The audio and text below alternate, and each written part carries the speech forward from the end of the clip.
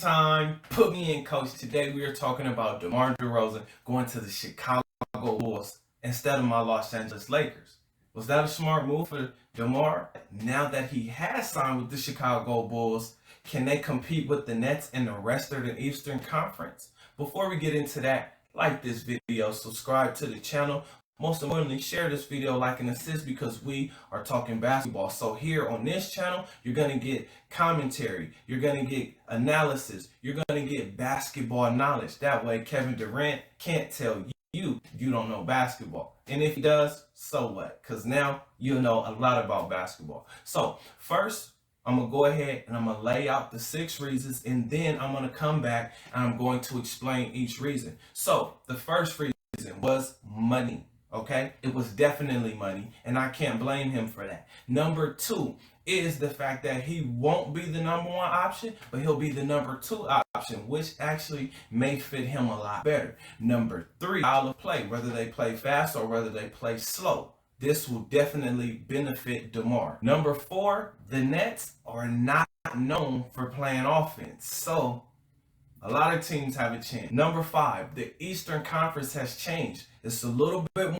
balance. So it's going to be tough for a lot of teams, not just the Nets, but for the Sixers, for the Bucks. Things are going to change. There's going to be some different teams at the top. There's going to be some different teams in the middle and on the bottom. And then finally, the number 6 reason is the fact that he's going to be playing with Lonzo Ball. So now that I've laid out that list, let's go ahead and let's get right into it. Number 1, the money.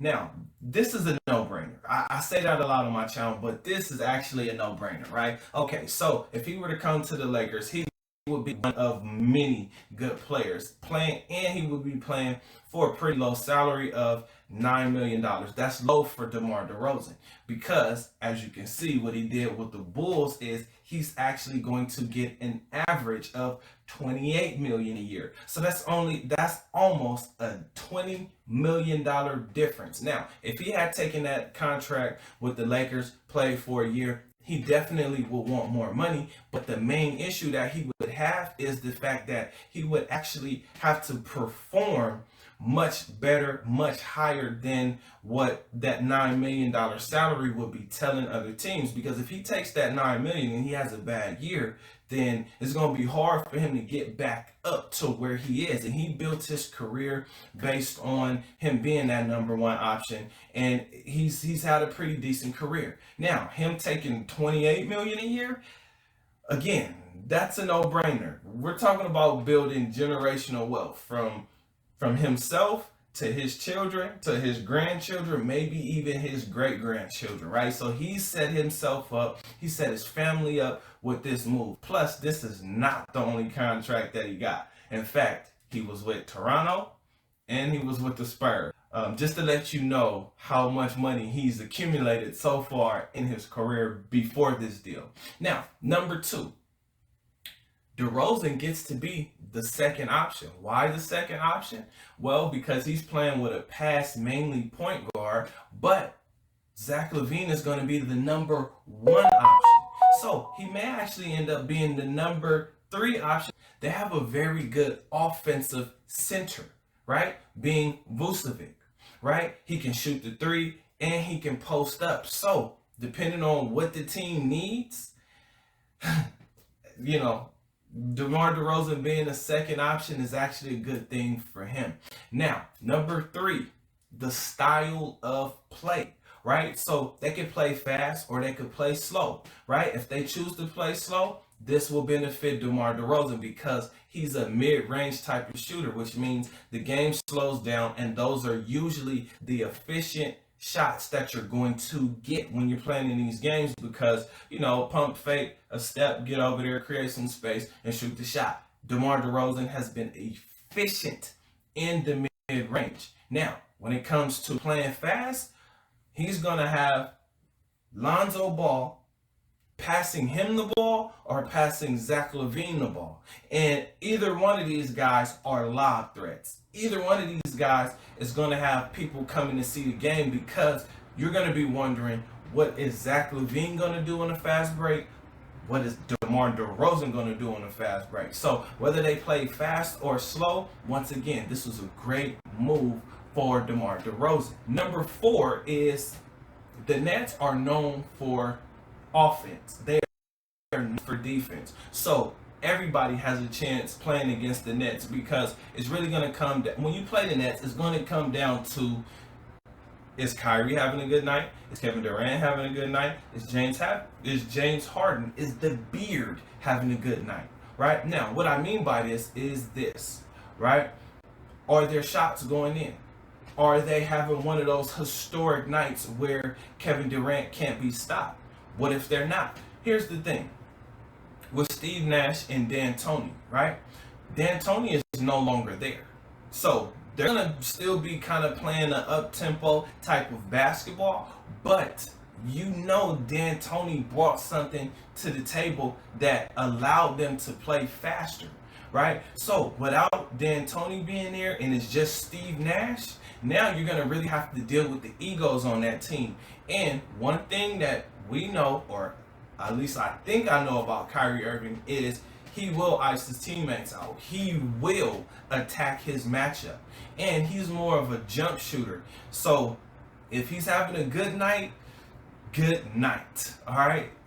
There's nothing you can do with him if he's having a good night. But if he's having a bad night or an off night, he will continue to shoot the ball, because he's not a guy that's going to average a lot of assists. So it's going to come down to, what is Kyrie doing? What is James doing? What is Kevin Durant doing? The Bulls are in position to compete with the Nets, because the Nets are not known for defense. So that has to be noted, and that has to be said, because what Lonzo, Zach LaVine, DeMar DeRozan, and Vucevic, they also provide mismatch problems for the Nets as well. Number 5. The Eastern Conference is way more balanced, and maybe way is over the top, an exaggeration. But you got the Heat, who you cannot and you bet not look over, because they got Kyle Lowry, a defensive point guard, playing and starting at the point guard position. Then you have Jimmy Butler, the best defensive player on the team, right? Then you have PJ Tucker, a willing defender, a bully type of defender, right? He was the guy who guarded Kevin Durant. Now, Kevin Durant did have a historically great game against him, but guess who's going to be helping him out? Jimmy Butler. And then anything on the weak side, here comes Bam. So with those things being said, the Eastern Conference is going to look a little bit different this year. Also, the Hawks, are they going to continue to elevate, or are they going to stay in the same range, right? Then after the Hawks, you got the Celtics, right? The reason I haven't named the Sixers is because what are they going to do with Ben Simmons? Now they got to figure out something, because he's been in so many trade talks that I'm sure his mind is where his confidence is, which is he doesn't shoot the ball, and he has a mental block where he won't shoot the ball. So how is he going to ice out the Sixers if they decide to keep him? Is he really not going to shoot the ball? Is he not going to play as good as defense? I don't know. I just know that the Sixers have made him look terrible. The Sixers have made him look bad, but Ben has also made himself look bad. But as I stated before, you got the Hawks, you got the Sixers, you got the Celtics, and I'm going to throw a curveball in there and say, y'all better keep an eye out for the Hornets, because the baby ball, brother, he's coming. He's coming, and he's coming fast. And they got Devontae Graham out of there. So now it's Terry Rozier and Lonzo Ball. And Terry Rozier would much rather play the shooting guard position than the point guard position. So LaMelo Ball will definitely be running the show. The Eastern Conference is going to be more of a race. It's going to be the playoff race in the Eastern Conference. I believe is going to be a little bit more competitive than it was last year. Also, the Bucks lost PJ Tucker. They're still the champs, but they lost one of their willing defenders. That's going to hurt. Oh my gosh, and I don't know how I forgot. Number 6, playing with Lonzo Ball, who is a pass mainly point guard. What does this mean? This means that Lonzo Ball is not the guy that's going to dribble, right? He's not going to James Harden you. He's not going to Kyrie Irving you. He's going to make the pass as quickly as possible, spot up, be ready to shoot. And guess what? He's giving it to Zach LaVine. He's giving it to DeMar DeRozan. He's giving it to Vucevic. So his assists have the opportunity to go sky high because he now has veterans who actually have been playing and they know their roles. They know what they do well because they have been doing them well. I want to thank you guys for tuning in. I know this was a long video. If you made it through this far, like the video, subscribe to the channel because more content is coming. So with that being said, I'm going to see you guys on the next video. Peace.